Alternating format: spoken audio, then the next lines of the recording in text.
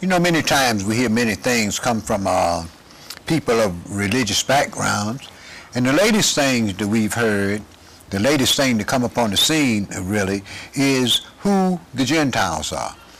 Many of us think that because we've been told by Christians that we are Gentiles, many of us think that we are Gentiles, and because they have in Webster's Encyclopedia that a Gentile is a non-Jew, then truly a lot of us think that we are Gentiles. But when you really read Scripture and find out some things about Scripture, you'll find out that black folks being Gentiles is one of the biggest lies that's ever been told. It's just like saying that we are Africans. No, we are not. We're the Hebrew Israelites, Yahweh's chosen people, and that was another big lie that has been told our people. So it takes a lot of research so that you can understand who the nations are. This way, you know exactly who was talking to who about what in the Scripture. Many times things are said, and people read that as if it's talking to everyone, but it's not. It's basically talking to the people that that specific letter was written to. And to show you this, let me read something that Paul had to say. Now, we know that when Paul came up, during Paul's time, Paul was sent among the Euro-Gentiles. Now, we know that. Now, in order to understand that, what you have to do is you have to go back up in the book of Genesis, in the 10th chapter of Genesis, and see who Noah's 3 sons were. One inherited Africa, Ham, and then we had Shem, who inherited the Middle East, and Japheth, who inherited Europe and Asia. And when you look up the names of those sons in a biblical concordance, you'll find out that all of the children of Japheth were Germans and Russians and Asians and the Europeans, even these transplanted people here over in America who came here from Europe, they were the Gentiles. But I tell you what I like to do. What I like to do is I like to see who Paul was actually sent to and where Paul went. See, if everybody was Gentiles, why didn't Paul go to Africa? Why didn't Paul go to the Middle East? The only place that Paul went was up in Europe and Asia and taught the people in Europe and Asia. As a matter of fact, when you get in the book of Revelations, you'll find out that all of the churches that was addressed in the book of Revelation are in what they call Europe today, because the people were the Gentiles and they were Europeans. That's who the Gentiles are, the Europeans. But let me read something to you out of the book of Acts. I'm going into Acts chapter 9, and I'm going to read some things to you out of Acts chapter 9 that was said to Paul. When the Messiah asked Paul why did he persecute him, in verse 15 he said, "But the Adonai said unto him, Go your way, for he is a chosen vessel unto me to bear my name before the Gentiles and kings and the children of Israel, for I will show him how great things he must suffer for my name." Well, we know that where Paul went was in Europe. And to show you that, Paul wrote letters to the 7 churches, and I'd like to read something to you that he had pertaining to where these churches were, so you get a good understanding as to who the Gentiles were that Paul was sent to. This is Revelation chapter 1 and verse 11. Verse 10 rather says, "I was in the Spirit on the Lord's day, and heard behind me a great voice as of a trumpet, saying, I am Alpha and Omega, the first and the last. And what you see, write in the book and send it to the 7 churches which are in Asia, into Ephesus, into Smyrna, into Pergamos, unto Thyatira, unto Sardis, and unto Philadelphia, and unto Laodicea." Well, when you look up these places, you find out that all these churches were set up in Rome, in the Roman Empire, what we call today Europe. Now, let's go a little further with this. I'm going to go into Ephesians and read some things here out of Ephesians that Paul had to say to the Ephesians. This is in Ephesians chapter 3, and I'm going to read verse 1 through verse 8. It says, For this cause, I, Paul, the prisoner of Yahshua for the Gentiles, if you have heard of the dispensation of the grace of Elohim which was given unto me toward you, how that by revelation he made known unto me the mystery, as I wrote afore in a few words, whereby, when you read, you may understand my knowledge of this mystery of Christ, which in other ages was not able to be made known among the sons of men, as it is now revealed unto his holy apostles by the prophets of the Scripture, that the Gentiles should be fellow heirs and of the same body, and partakers of the promise of Christ by the gospel. Wherefore I made a minister according to the gift of the grace of Elohim given unto me by the effectual working of his power. Unto me, who am less than the least of all saints, is this grace given, that I should preach among the Gentiles the unsearchable words of Christ. Well,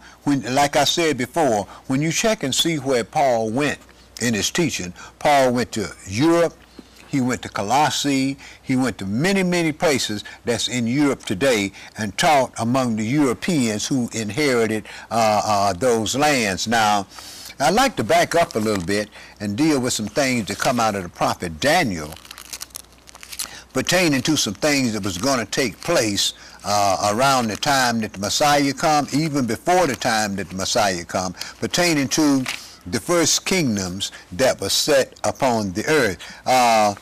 Now this would take place in 606 BC, and I'm going to start this at Daniel chapter 7 and verse 1. In the first year of Belshazzar, king of Babylon, which is Iraq, Daniel had a dream and vision of his head upon his bed. Then he wrote the dream and told the sum of the matter. Daniel spake and said, I saw in my vision by night, and behold, the four winds of the heavens strove upon the great sea, and four beasts came up from the sea, different one from the other. The first was like a lion, and had eagle's wings. I beheld till the wings there were plucked, and it was lifted up from the earth and made to stand upon his feet as a man, and a man's heart was given to him. Well, history proves, and further reading in Daniel, the earlier chapter of Daniel, proves that this is the Babylonian Empire that came up on the earth in 606 BC with the Arabs. Now we know that the Arabs were not called Gentiles, they were called Babylonians. Verse 5, and behold another beast, a second like unto a bear, and it raised up itself on one side, and had three ribs in the mouth of it, and between the teeth of it, and they said unto it, arise, and devour much flesh. So we know that this was the Medo-Persian Empire that came up on the earth in 539 BC. So we see that Darius, the Russian, was the first Gentile to actually rule the earth, and that started in 539 BC. Then in verse 5 it says, verse 6 it says, after this I beheld, and lo, another like a leopard, which had upon the back of it four wings of a fowl. The beast also had four heads, and dominion was given unto it. Well, this was the kingdom of Alexander the Great, and after Alexander the Great died, his kingdom was divided up among his four generals, which divided the earth up in quarters for the first time. But what we are talking about here, we are still talking about Europeans. Now in verse 7 it says, after this I saw in the night vision, and behold, a fourth beast, dreadful and terrible and strong exceedingly, and it had great iron teeth. It devoured and brake in pieces, and stamped the residue with the feet of it, and it was different from all the beasts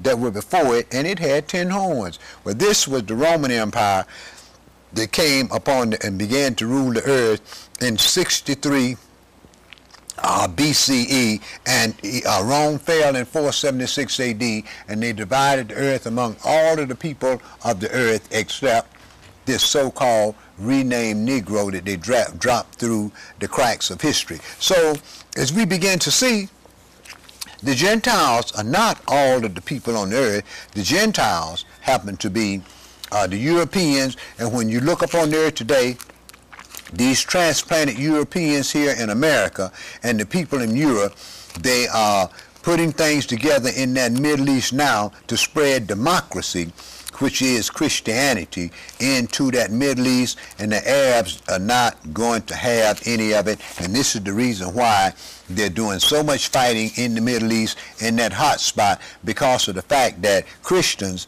are trying to set up a democracy all over the earth, and we know that a democracy is nothing but a broken down republic, and the earth always did better when one man ruled the earth. But let me read something to you here out of the prophet Joel, and see what Joel had to say just before the Messiah came unto this earth. I'm going in Joel chapter 3, and I'm going to start this at verse 1. It says, "For behold, in those days and in that time, when I shall bring again the captivity of Judah and Jerusalem, I will also gather all nations, and will bring them down into the valley of Jehoshaphat, and will plead with them there for my people, and for my heritage Israel, whom they have scattered among the nations, and parted my land. And they have cast lots for my people, and have given a boy for a harlot, and sold a girl for wine, that they may drink."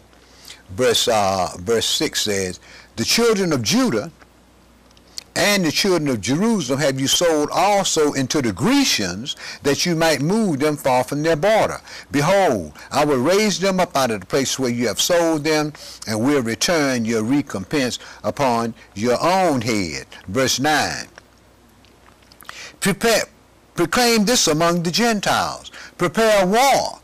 Wake up the mighty men. Let all the men of war draw near. Let them come up. Beat your plowshares into swords, and your pruning hooks into spears. Let the weak say, I am strong.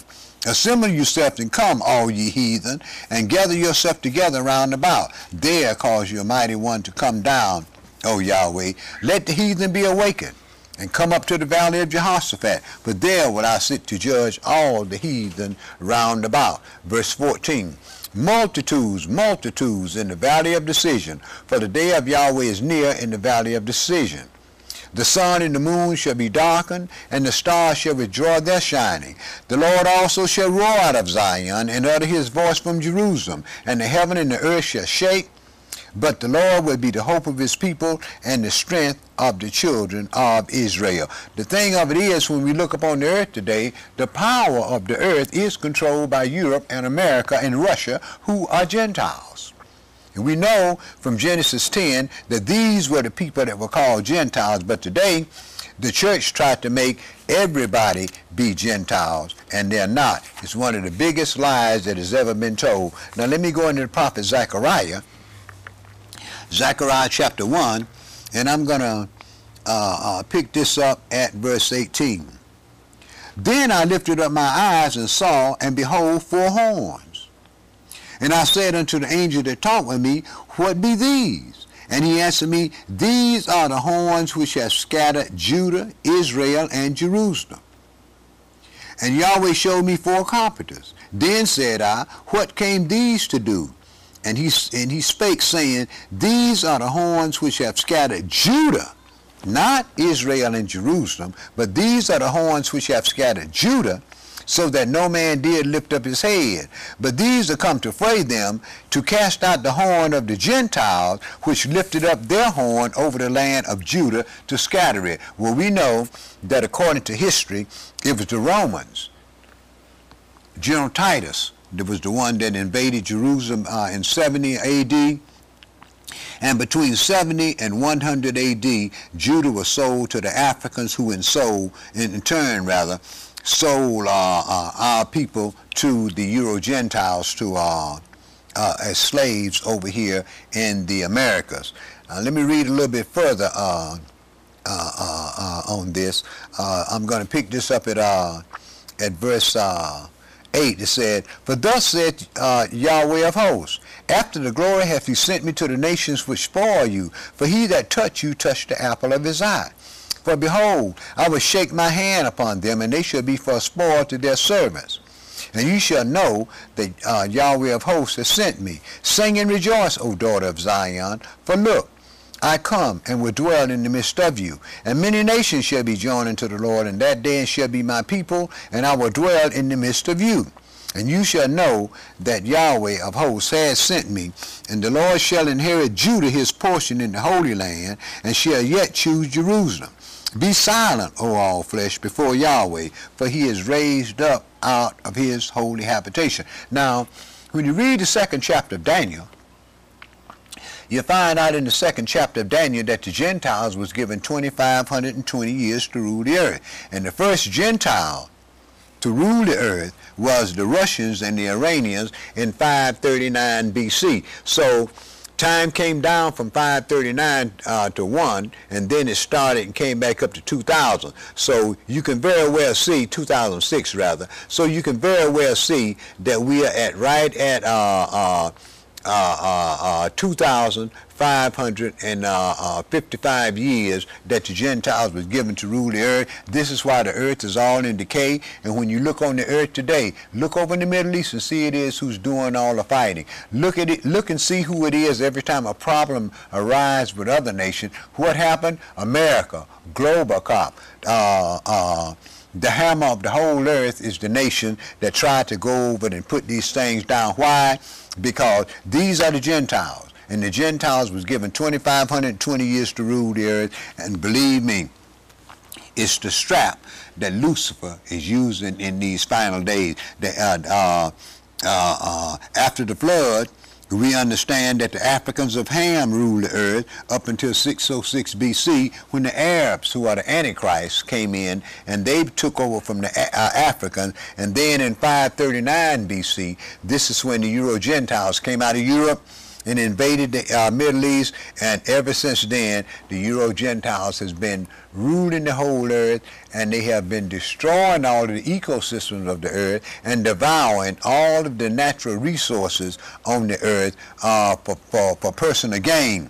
And the earth was created for all man, but yet and still it's the Gentiles who owns most of the earth, and it's the Gentiles who control all of the wealth on the earth. If you don't buy from the Gentiles, you do not buy at all, because the Gentiles are the one who set up the world banks.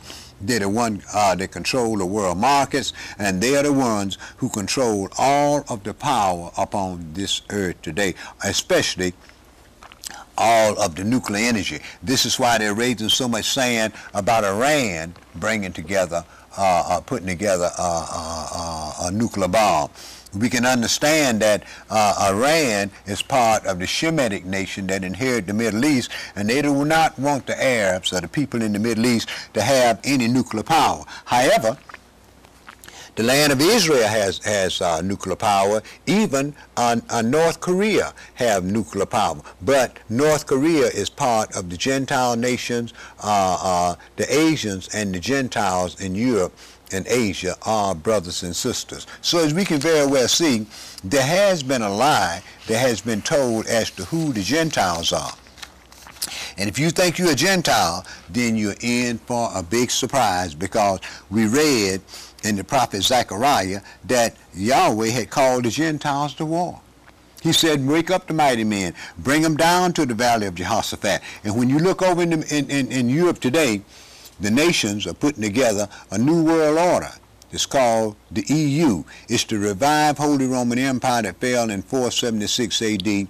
And believe me, all of the nations, 99% of the nations that are part of that are Euro-Gentiles that has joined this nation, because they're trying to put the Holy Roman Empire back together again, because man knows that the earth always did better when you have one man to rule the earth. And when you get in Revelation chapter 13 and Revelation 17, where it talks about this last empire and this last religious that's going to be up on the earth, you'll find out that the empire is the Roman Empire, and the last religion that's going to be upon the earth is Christianity, which got its start with the Roman Catholic Church. And today, she's on another crusade all over the earth, trying to put all of the earth under the umbrella of democracy.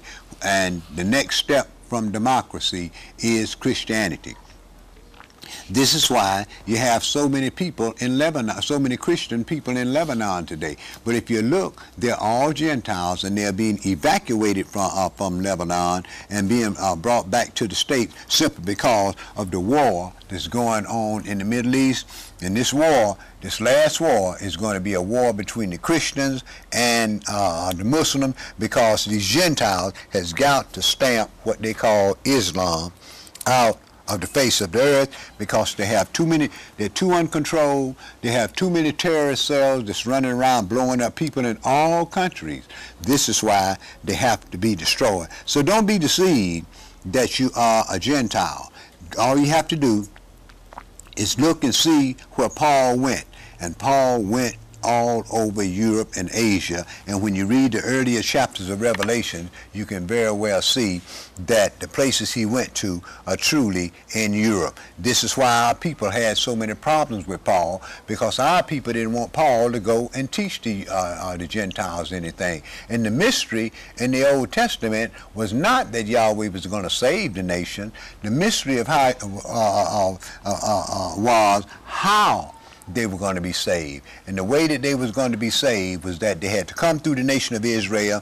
This is why all the apostles that went out to teach anybody were of Hebrew Israelites, and the people that wrote the Holy Scrolls and the epistles in the New Testament, they were Hebrew Israelites. The problem is we've been taught by the Gentiles a religion called Christianity. But Christ said salvation is of the Jews. And the prophet Zechariah, let me read something to you that the prophet Zechariah had to say about what's going to take place once the Messiah returns and set up his kingdom. This is Zechariah chapter 8, and I'm going to start this at verse 20. Thus saith Yahweh's host, it shall yet come to pass that there shall come people, and the inhabitants of many cities. And the inhabitants of one city shall go to another, saying, let us go speedily to pray before Yahweh, and to seek Yahweh of hosts. I will go also. Yes, many people and strong nations shall come to seek Yahweh of hosts in Jerusalem, and to pray before Yahweh. He's not talking about in heaven now. He's talking about Jerusalem, Israel. Thus saith Yahweh of hosts, in those days it shall come to pass that 10 men shall take hold out of all the language of the nation, shall even take hold of the skirt of him that is a Jew, saying, we will go with you, because we have heard that God is with you. So these are the things that were said by the prophets. This is the reason why in the church today they don't read the prophets to find out what's going to take place. Everybody's using scare tactics out of the book of Revelation and using a false religion that the Messiah, neither one of the apostles were. Just because the apostles were called Christians does not mean that they were. And when you read the 21st chapter of Acts, long after the apostles were called Christians, Paul said that he was a Jew of Tarsus, not by his nationality. He was a Hebrew Israelite by his nationality, but because of his religious practices, he was a Jew. So stop listening to what people say. Read your own book. Do your own study, like the scripture says. Study to show yourself approved. And if you run into any problems, what you can do is you can check our website. It's THENCCI.com. That's www.THENCCI.com. And you can